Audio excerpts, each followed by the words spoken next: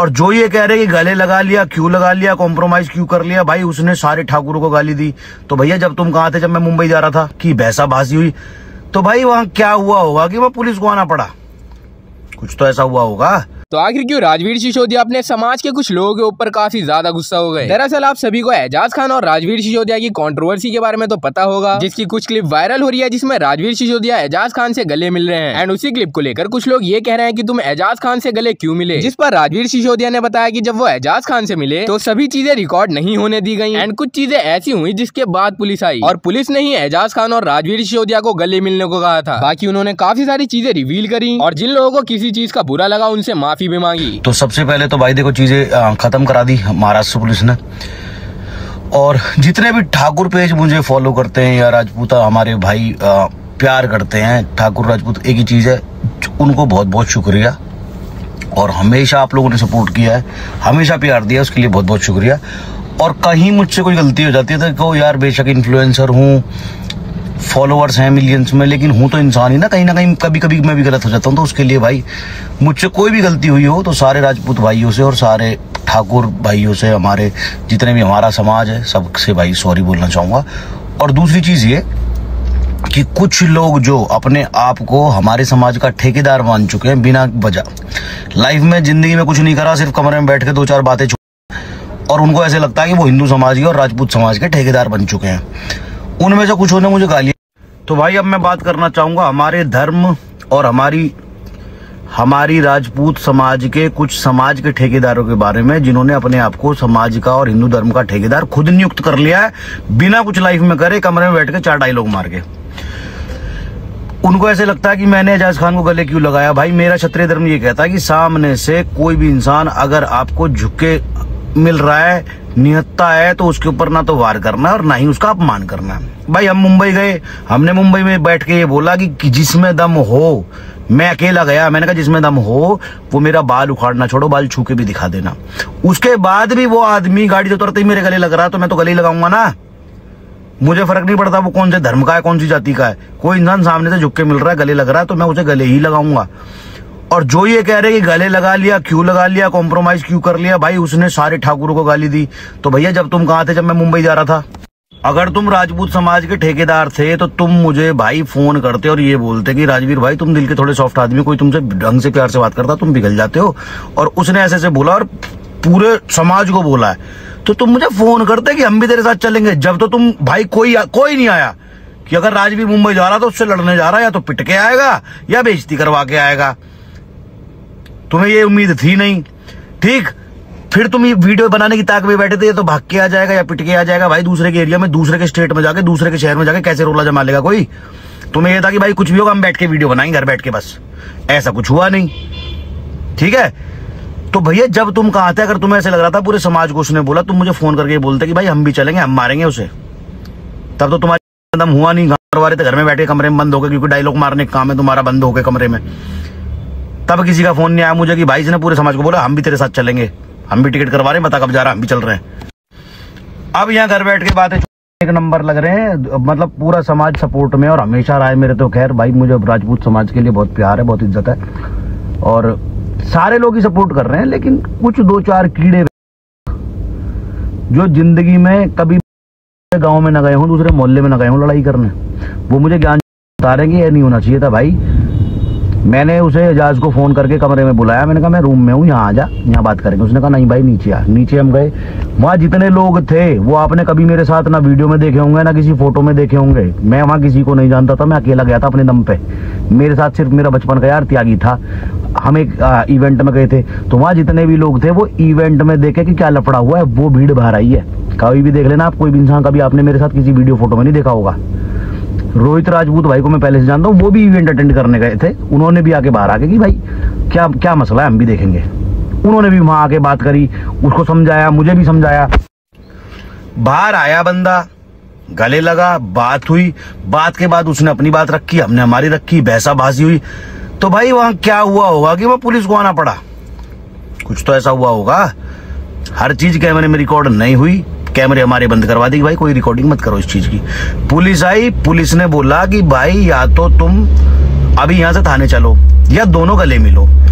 2 clip दिख रही होंगी आपको गले मिलने की, एक पहले की एक बाद की। तो जब पहले मिलने तो बाद में क्यों मिलना पड़ा? क्योंकि पुलिस ने फोर्सफुली करवाया। और जब चीजें खत्म हो गई अच्छे नोट पर, ठीक है खत्म हो गई, बात हम कर नहीं पाए, आजाद से हमारी बात हुई, उसने भी बोला कि भाई अगर तुझे ऐसे बुरा लगा है तो हम नेक्स्ट टाइम जब मिलेंगे, तू दिल्ली चला गया, मेरा बहुत जरूरी काम था जिसलिए मुझे आ जाना पड़ा। उसने कहा कि नेक्स्ट टाइम मैं तेरे साथ बैठ के अगर ठाकुर समाज को कुछ लगा है तो मैं वीडियो बना दूंगा, उसके लिए कोई दिक्कत नहीं। तो भाई वो मेरा हेडेक है ना, उसने मुझे गाली दी, मैं उससे कैसे माफी मंगवाऊं, उससे लड़ूं मरूं, उसे मारूं, वो मुझे मारे, तुम कौन हो? कुछ ठेकेदार कह रहे कि राजपूतों की बेइज्जती करवा दी, ठाकुर समाज का नाम डुबा दिया। वहां भाई अथावले जी कैबिनेट मिनिस्टर गले में माला पहना रहे हैं, बेस्ट फिटनेस यूट्यूबर अवार्ड दे रहे हैं, उससे समाज का नाम होगा या सड़क पे छिचोरों की तरह लड़ता फिर उससे समाज का नाम होगा? भाई ये बता दो पहले मुझे। तो भाई ये जो 1-2 हैं, इन्होंने जो गालियां वालियां दी हैं मुझे माँ की बहन की, खैर हमारी समाज के क्या ही ना बोले, गाली वाली तो भाई हम तो देवे ना। और ना ही मैं कोई वीडियो बनाऊंगा, मैं मिलके बात करूंगा, ठीक है? जो तुम्हारी ना गाली देने का और कमरे में बैठ के बहन चो वॉरियर बनने का, योद्धा बनने का, मैं बनाऊंगा तुम्हें योद्धा। बहुत जल्दी मुलाकात करूंगा और देखूंगा तुम कितने बड़े समाज के ठेकेदार हो, ठीक है ना? और इतना ही दम है, मैं दोबारा फ्लाइट करवा दूं, दोबारा चलो मेरे साथ। जो जितने ये वीडियो बना रहे हैं ना कि ये करना था वो करना था, तुम्हारी गम हो ना, फ्लाइट करवाओ, वहां जाके जहाज को एक बार बोल के देखो ये कि हम यहाँ बैठे हैं, अकेले बैठे हैं, आ जाएगा में तो टांगे ना ऐसे कांपेंगी, काम नहीं होने का के वापिस भी आ जाओ। और जो ये कह रहे बेइज्जती करवा दी, भाई कोई मेरे मोहल्ले में आके मुझे ये कहे तेरी मेरे सर का बाल छू के दिखा दे राजवीर सिसोदिया, दूसरे स्टेट से आके अकेला, और वो ठीक ठाक चला जाए तो उसमें उसकी बेइज्जती मेरी बेइज्जती है। कमाल है यार। भाई इतनी सारी रिस्पॉन्सिबिलिटी होती है, इन्फ्लुएंसर भी है। अब वहां छपरियों की तरह लड़ूं मैं, रोड पे कपड़े फाड़े एक दूसरे के, फिर लोग वीडियो बनाए, ये देखो ये है सोशल मीडिया के असली इन्फ्लुएंसर, इनको लोग फॉलो करते, कैसे सड़क छाप गटर छाप लोगों की तरह सड़कों पे लड़ रहे हैं, कपड़े फाड़ रहे हैं एक दूसरे के, पुलिस आके उठा के ले जाए, अगले दिन फिर जमीन पे बैठ के फोटो आए अखबार में, वो है ऊपर से पुलिस है, प्रशासन है, इधर इवेंट करवाया। अभी एक मंत्री मुझे अवार्ड पहना के गया, थोड़ी देर बाद उस मंत्री के पास बात पहुंचे कि जिसको भी आप माला पहना के आए अवार्ड दे गए वो सड़कों पे ऐसे लड़ रहा है छिचोरों की तरह। सारी चीजें सोचनी पड़ती है भाई, किसी की माँ को बहन को गाली देने से पहले ना। खैर दे दी वो बहुत बढ़िया बात है, मैं जल्दी मिलकर मुलाकात करूंगा, ठीक है? इतने भी ठाकुर भाई हमारे सारे सपोर्ट में रहते हैं भाई, बहुत सारा प्यार आप लोगों को हर बार बोलता हूँ। और तुमसे बोल रहा हूँ, इन गंडबों से नहीं बोल रहा, समाज के ठेकेदारों से तुमसे बोल रहा हूँ कि कहीं भी मैं गलत होता हूँ तो देखो यार, इंसान हूँ, छोटी मोटी गलतियां मेरी भी इग्नोर कर दिया करो, माफ कर दिया करो। भाई हो आप सारे, मेरे समाज के हो, मेरे ब्लड के हो, ठीक है? तो भाई कुछ भी गलती मुझसे हुई है, वैसे तो मैंने अपनी तरफ से कोई गलती की नहीं है, चीजें बहुत समझदारी के साथ करनी पड़ती हैं, है ना? और तुमको भी एक चीज समझाना चाहूंगा, जितने भी मेरे भाई हैं, कभी भी जिंदगी में कोई झगड़ा होता है और अगर वो प्यार से खत्म हो रहा है ना, अपना ठाकुरपना, जाटपना, यादवपना, गुजरपना, पंडितपना या व्हाटएवर जो भी तुम्हारी कास्ट है, उसको साइड रख के ना उसको प्यार से खत्म कर दो, क्योंकि इतने से झगड़े में खानदान खत्म हो जाते हैं। ये बात वालों का कुछ नहीं होता, हमने देखे भाई, जेल हमने काटी ना, 10 दिन जेल जाना पड़ गया ना, फट के हाथ में आ जाएगी।